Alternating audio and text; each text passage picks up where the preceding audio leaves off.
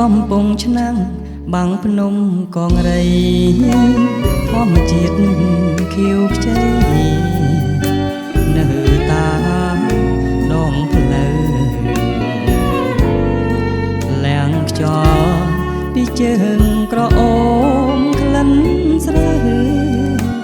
ហាមន់រត់ទៅស្រណោះលេងកាលមองឃើញស្រីក្នុងវ័យក្រមុំដន់ដប់ផារំយល់កាចាតងវងសក់វែងក្រាលគ្របលើស្មា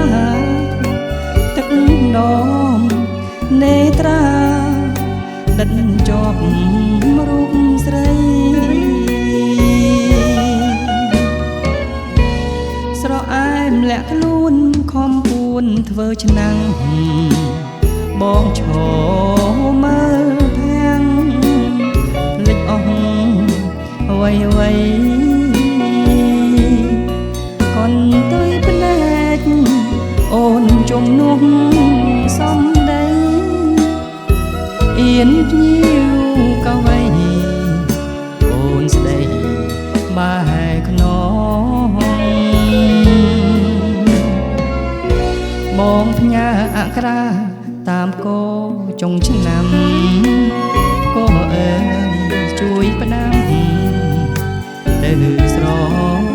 អែមផងបើម៉ែបង្ខំអូនឆ្លើយដាំងបងជំនួនសំណងបងជូនទាំងអស់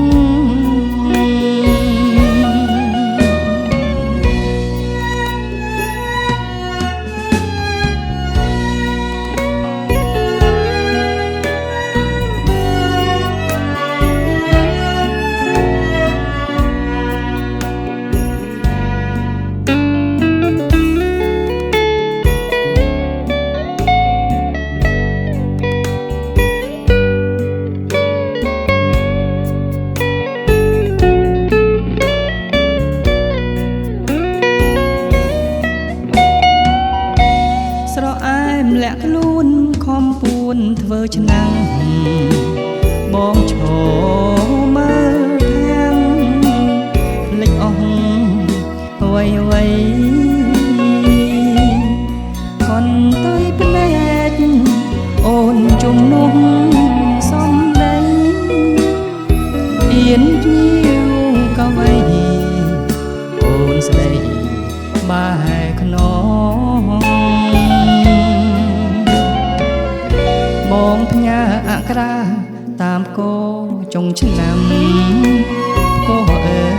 យជួយផ្ដាំ